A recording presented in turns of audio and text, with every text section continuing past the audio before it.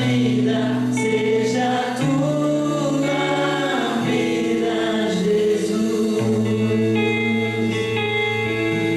Jesus,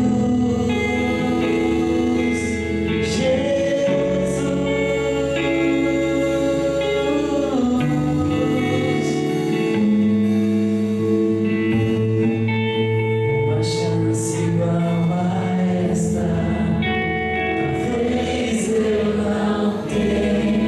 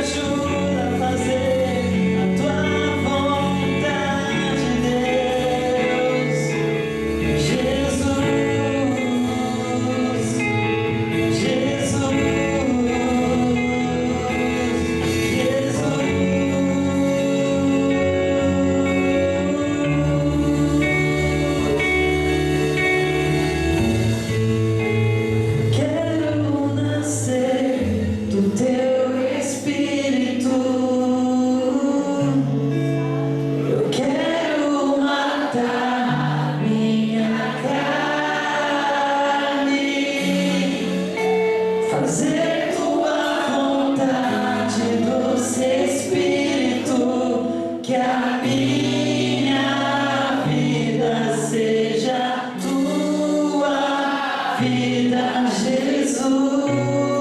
Eu quero nascer do teu Espírito. Eu quero matar minha carne, fazer tua vontade, doce Espírito, que a minha vida seja tua vida, Jesus. Dê uma salva de palmas, Jesus.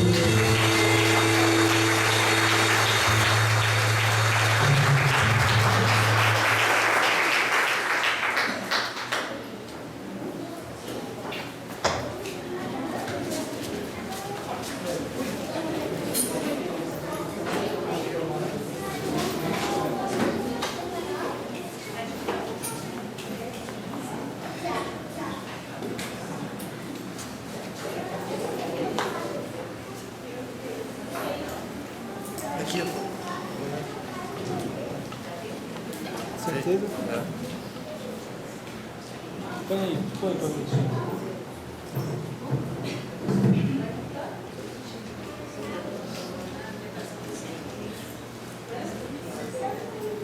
Ih, Glória a Deus, aleluia. Livro de Josué.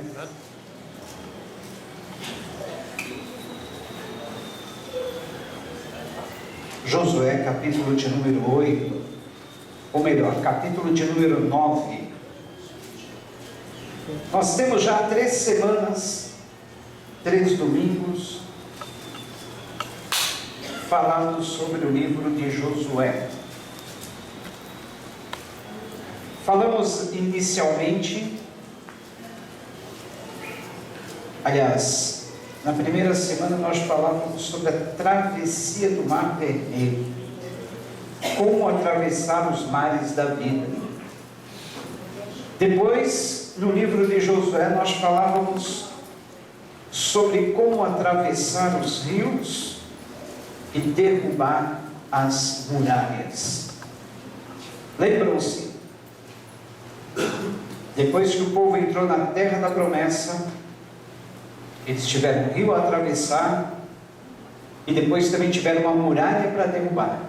E eles atravessaram o rio, derrubaram a muralha.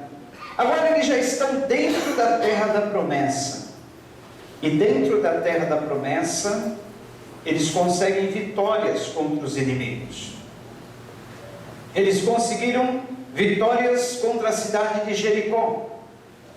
Depois da derrubada das muralhas, lutaram contra os exércitos de Jericó e venceram. Venceram o exército da cidade de Ai. E agora eles estão temidos diante de outras nações, diante de outras cidades. Outros povos pegaram medo do povo de Israel, dizendo: o povo de Israel tem um Deus que peleja por eles. Amém? Você tem um Deus que peleja por você. Você acredita nisso? Amém. E o mundo aí fora, as pessoas sabem que você tem um Deus que peleja por você. E agora, Israel, temido diante de outras nações, outros povos vizinhos morrendo de medo de Israel. Só que muitas vezes na nossa vida, consecutivas vitórias acabam por nos levar a uma derrota inesperada. Como assim, pastor? Muitas vezes estamos tão acostumados a vencer, tiramos de letras todas as dificuldades da vida, as batalhas da vida. Quando menos percebemos, caímos numa batalha tão fácil, caímos numa armadilha, somos pegos por uma coisinha tão pequena. Isso que acontece no capítulo 9 do livro de Josué. Israel estava vencendo todas as batalhas, guerras que se deparavam contra eles no caminho. Só que agora, aparece um inimigo inesperado. Pode ter certeza que quando estamos em meio às vitórias da vida, sempre aparece um inimigo inesperado. E muitas vezes esse inimigo aparece disfarçado. Muitas vezes esse inimigo aparece ocultamente. Muitas vezes esse inimigo surge do nada. E através de um ardil, através de uma astúcia, através de um plano bem elaborado, acaba nos enredando. Exemplo, você já tomou decisões precipitadas na vida? No momento de alegria, no momento de euforia, no momento em que tudo estava bem. É que o problema é que quando tudo está bem, geralmente nós não esperamos lutas. Geralmente nós não estamos esperando problemas. Está tudo bem. Está tudo indo muito fácil. Mas é nesses momentos que temos que vigiar mais. Porque vez por outro o inimigo vai nos pegar em alguma armadilha. E no capítulo 9 do livro de Josué, Josué e seus exércitos, acostumado a vencer, ganhar as batalhas, se defrontam com o inimigo disfarçado, inimigo astuto, e acabam sendo pegos numa armadilha. Isso mostra para nós que todas as vezes que nós temos uma decisão a tomar, temos que orar, vigiar, analisar, pensar e jamais tomar qualquer decisão precipitada.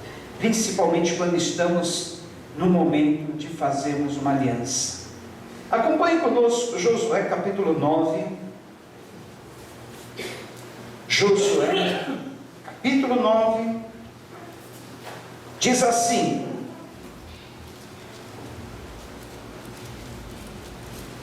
todos acharam aí na Bíblia, Josué capítulo 9. E souberam disso todos os reis que viviam a oeste do Jordão, nas montanhas, na Cefelá, e em todo o litoral do Mar Grande, até o Líbano. Eram os reis dos hititas, dos amorreus, dos cananeus, dos ferezeus, dos heveus e dos jebuseus. Eles se ajuntaram para guerrear contra Josué e contra Israel. Contudo, quando os habitantes de Gibeon souberam que Josué tinha feito com Jericó e Ai, recorreram a um ardil. Enviaram uma delegação trazendo jumentos carregados de sacos gastos e vasilhas de couro velhas, rachadas e remendadas. Os homens calçavam sandálias gastas e remendadas e vestiam roupas velhas. Todos os pães do suprimento deles estavam secos, esmigalhados. Foram a Josué no acampamento de Gilgal e disseram a ele e aos homens de Israel: viemos de uma terra distante, queremos que façam um acordo conosco. Os israelitas disseram aos heveus: talvez vocês vivam perto de nós, como poderemos fazer um acordo com vocês? Somos seus servos, disseram a Josué. Josué, porém, perguntou: quem são vocês? De onde vocês vêm? Eles responderam: seus servos vieram de uma terra muito distante, por causa da fama do Senhor, o seu Deus, pois ouvimos falar dele, de tudo o que fez no Egito, e de tudo o que fez aos 2 reis dos amorreus, a leste do Jordão, Seom, rei de Esbom, Og, rei de Bazã, que reinava em Asterote. E os nossos líderes e todos os habitantes da nossa terra nos disseram: juntem provisões para a viagem, vão encontrar-se com eles e digam-lhes: somos seus servos, façam um acordo conosco. Esse nosso pão estava quente quando embrulhamos em casa no dia em que saímos de viagem para cá, mas vejam como agora está seco e esmigalhado. Essas vasilhas de couro que enchemos de vinho eram novas, mas agora estão rachadas.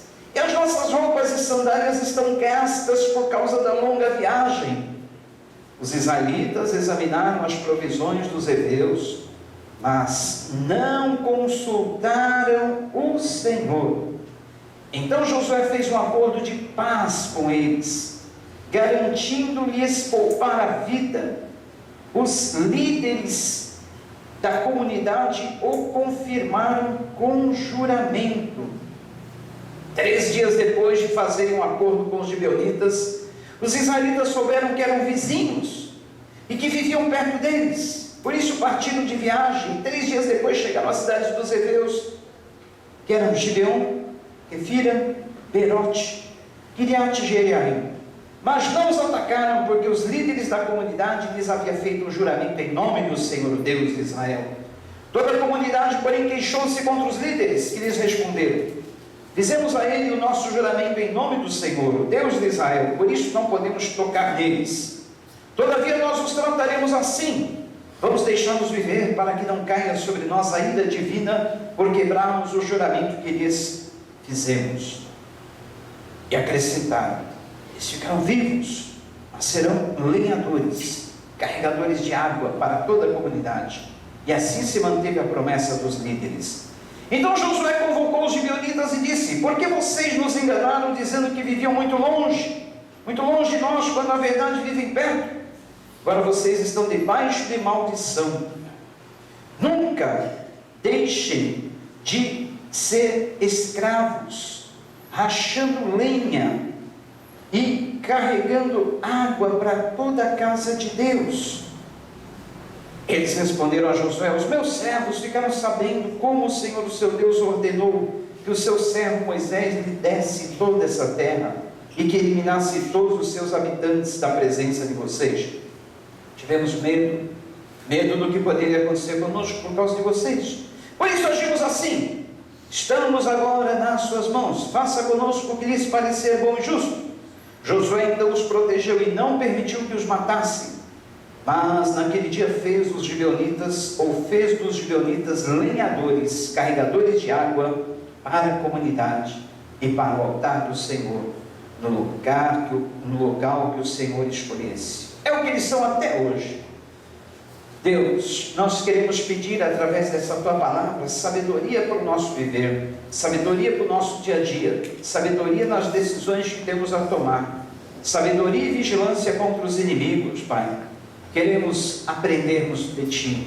Desde já repreendemos nessa noite tudo aquilo que possa ser influência contrária, para que os Teus servos recebam a Tua palavra e essa seja guardada em seus corações, e assim cada um abençoado em nome de Jesus. Amém. Gibeon significa uma cidade pequena. Eram os inimigos de Israel. Fazia parte do grupo dos cananeus, uma coligação de nações que habitavam Jerusalém antes da conquista pelos israelitas e que passaram a ser inimigos de Israel, porque eram os antigos donos da terra. E Deus mandou que Israel exterminasse todos os seus inimigos, que não deixasse um. Sabe por quê? Porque se Israel deixasse algum inimigo morando naquelas cidades que eles deveriam ocupar, eles poderiam ser enlaçados pela companhia deles, principalmente na questão dos casamentos mistos.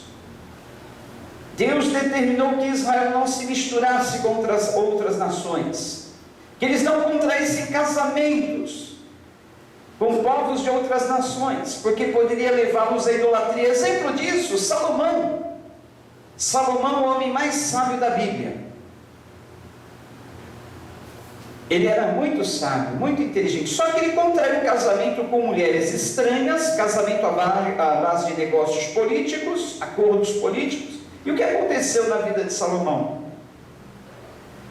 Ele passou a adorar outros deuses, os deuses que suas mulheres concubinas adoravam. Olha só, se até o homem mais sábio da Bíblia caiu nesse pecado, que diriam os outros?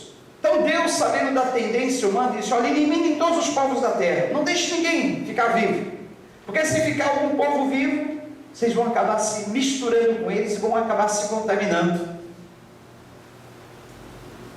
E os povos que habitavam naquelas cidades pegaram medo de Israel. Os povos de Gibeon eram deles, e eles pensaram: e agora? O que vamos fazer contra Israel? Eles vêm contra nós. Eles já derrotaram o povo da cidade de Jericó, já derrotaram os de Ai, Todos os que estão contra eles no caminho, eles derrotam. E agora? O que eles vão fazer contra nós? Aí tiveram essa estratégia.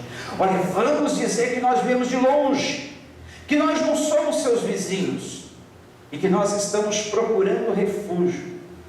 Pegaram roupas rasgadas, calçados, sandálias velhas, panos embolorados e sacos rotos, onde guardavam esses pães. E chegaram ali, o pessoal de Josué disseram: olha, nós vimos uma terra muito longe. Quando nós saímos de lá, esses pães ainda eram frescos. E agora, vejam como estão. As nossas roupas eram inteiras, olha como elas estão. Os nossos calçados. Nós viemos de longe. Queremos que vocês nos deem abrigo, refúgio. A Bíblia diz que Josué e seus homens não consultaram a Deus, simplesmente foram fazer um acordo com eles, dizendo: olha, vocês podem ficar na nossa terra, vocês podem ficar aqui, ninguém vai mexer com vocês, nós fazemos esta aliança com vocês. Queridos, quantas e quantas vezes nós tomamos decisões, nós fazemos alianças sem consultarmos a Deus, não perguntamos a Deus: Senhor, é da sua vontade. Ou às vezes tomamos uma decisão precipitada, sem consultar a Deus, não sabendo que lá na frente aquilo vai trazer consequências para a nossa vida. E geralmente são as pequenas decisões que nós tomamos que acabam trazendo consequências sérias, consequências desastrosas, trazendo grande destruição. Israel não imaginava, Josué e seus homens não imaginavam que eles estavam fazendo uma aliança com o inimigo. Quantas e quantas vezes nós fazemos aliança com o inimigo, pensando que é um amigo? Quantas e quantas vezes fazemos acordo com o inimigo, grande inimigo, pensando que é uma coisinha sem importância? Mas é preciso nós tomarmos cuidado, vigiarmos, porque é nas pequenas coisas que geralmente nós caímos. Salomão, ao compor o livro de Cantares, ele falou sobre as raposinhas que invadem as plantações de uva. E ele, numa alusão ao amor de Sulamita, ele diz: olha, minha querida, minha doce, amada Sulamita, tomemos cuidado com as raposinhas, porque as nossas vinhas estão em flor, mas há um perigo. Nessas vinhas em flor pode entrar alguma raposinha. E sabe o que Salomão estava querendo dizer? Que as raposinhas, elas entram numa plantação de uva, elas não vão devorando todas as uvas que elas encontram no caminho.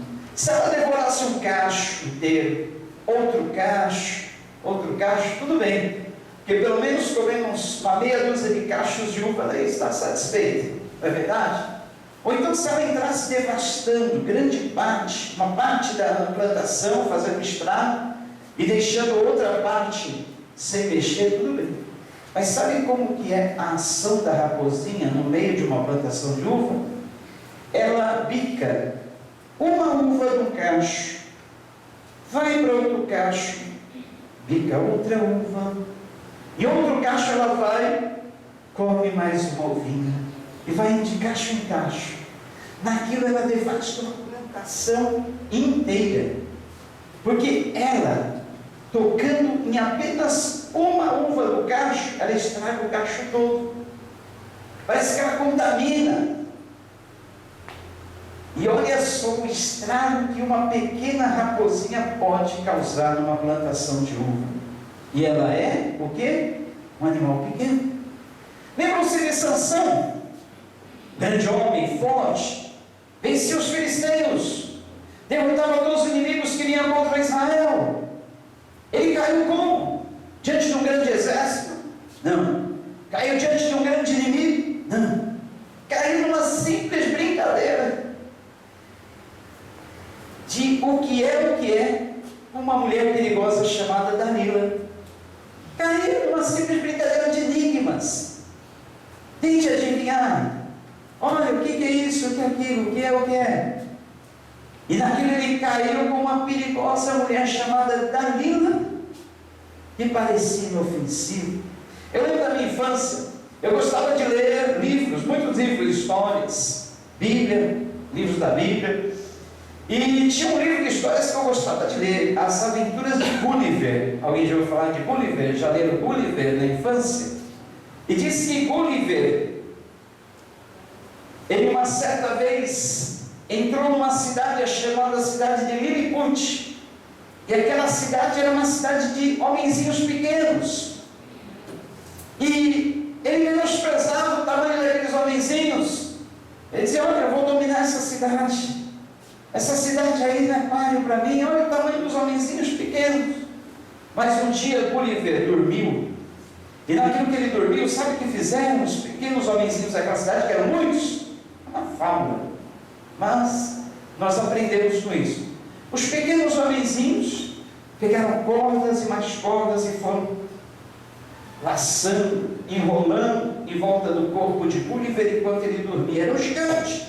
E os homenzinhos lançaram cordas, foram enrolando. Quando Gulliver acordou, ele estava totalmente preso. E não pôde arrebentar aquelas cordas, porque eram muitas. Apesar dos homens serem pequeninos, eles conseguiram prender Gulliver e tirar toda a sua força. A lição que nós extraímos para a nossa vida é que temos que tomar cuidado, muito cuidado com as coisas pequenas que nós julgamos sem perigo, mas é nessas coisas pequenas que está o grande perigo para a nossa vida espiritual. Josué, diante de um inimigo que eles subestimaram, julgaram não ter perigo algum, eram homens de longe, pobres, roupas rasgadas, sapatos velhos, pão embolorado. Que mal vamos causar? Vamos fazer aliança com eles. Vamos prometer para eles que ninguém vai mexer com eles. Em pouco tempo eles descobriram que aqueles homens eram de Gibeão, eram vizinhos deles, eram cananeus, moravam ali na terra, e agora eles não podiam expulsar dali, porque eles haviam feito um acordo com eles. Cuidado! Primeira carta aos Coríntios, capítulo 6, diz que nós não devemos nos prender a um jugo desigual. O que é jugo desigual, pastor? Jugo desigual. Sabe aquele instrumento que é colocado nas costas de um boi para ele arar a terra? Geralmente é colocado nas costas de 2 bois ou 2 jumentos. Só que os 2 bois ou os 2 jumentos, 2 animais de carga, tem que ser do mesmo tamanho, o mesmo porte físico, porque se forem diferentes, um não vai aguentar a caminhada, acompanhar a caminhada com o outro. Talvez o arado vai pender mais para um lado e menos para o outro.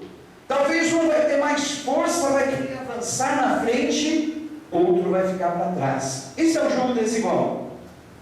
Paulo, trazendo uma comparação para a nossa vida espiritual, ele diz assim: não vos prendais a um jugo desigual com os infiéis, porque que comunhão tem a luz com as trevas? Que comunhão? Que comunhão há entre Cristo e Satanás? Entre as coisas de Deus e as coisas do mal. Esse jugo desigual que Paulo fala pode ser um casamento. Cuidado, jovens, quando forem escolher a sua companheira, o seu companheiro, escolha pessoas da fé, da mesma fé que você. Porque muitos pensam assim: mas se eu escolher uma pessoa que não é cristã, depois eu vou ganhá-la, vou convertê-la, essa pessoa vai me acompanhar na igreja. 80% a 90% dos casos, a pessoa não se converte. E aí depois gera o quê? Um quer ir para a igreja, outro quer ficar em casa. Em casa um quer ouvir louvor,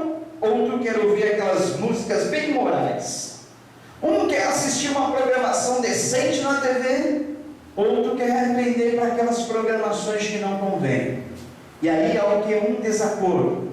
Não há comunhão entre luz e trevas. É impossível haver uma liga. Isso vai causar o que? Futuramente uma separação. Outro exemplo de jogo desigual. Nos negócios. Eu vou fazer uma sociedade. Eu vou abrir um negócio. Só que o meu sócio não é cristão. Ele é ímpio.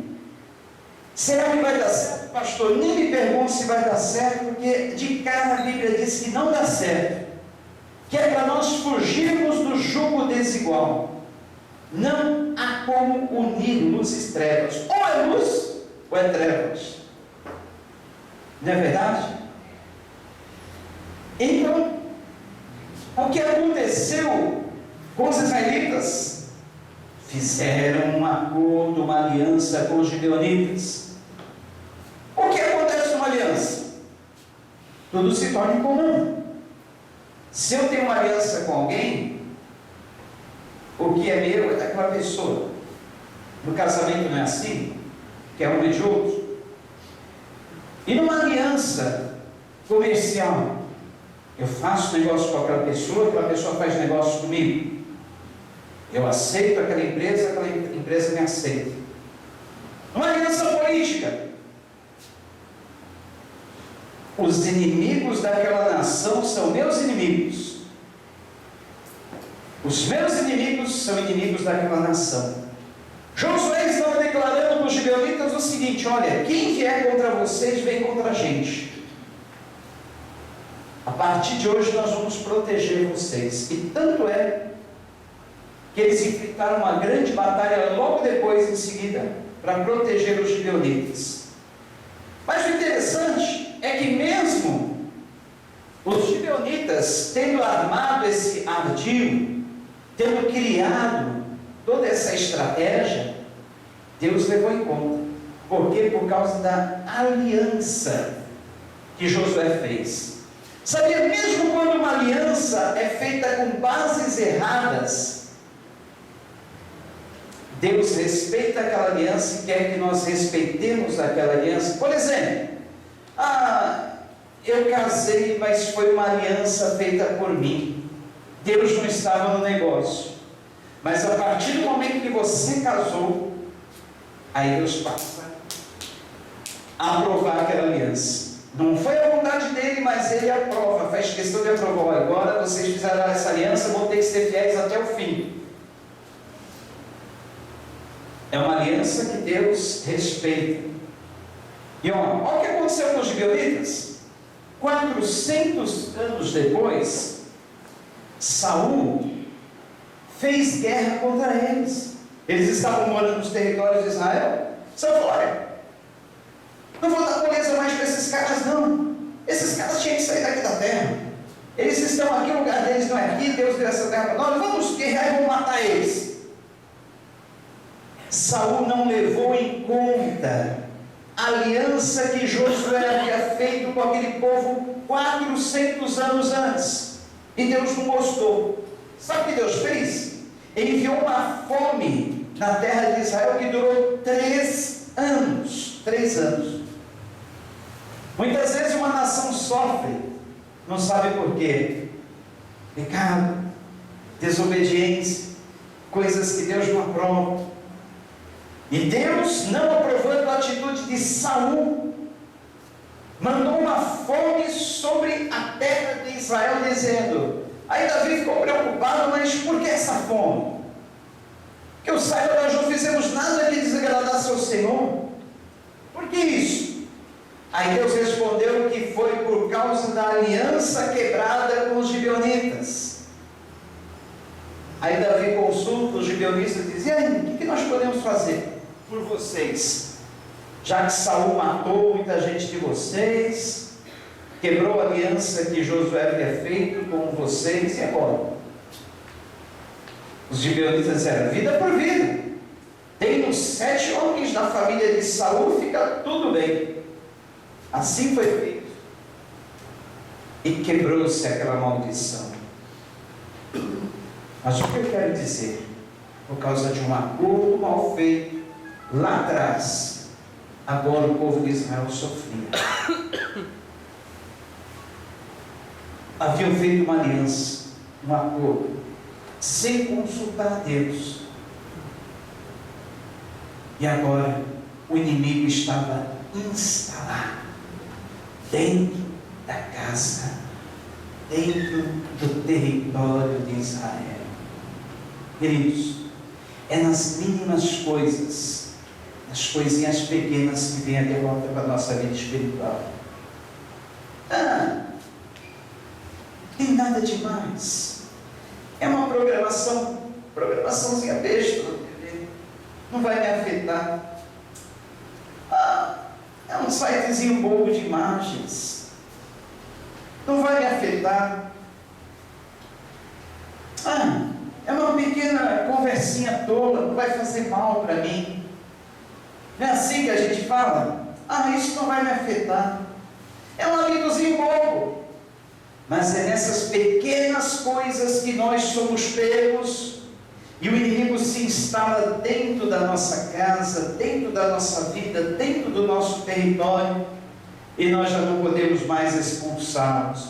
Mas nessa noite o Senhor te diz que é tempo de você tomar uma atitude na vida e dizer assim: eu não vou mais fazer aliança com o inimigo, não vou mais deixar o inimigo na minha casa, não vou mais permitir o inimigo na minha vida, porque ele não vai mais roubar as minhas forças, ele não vai mais minar as minhas energias.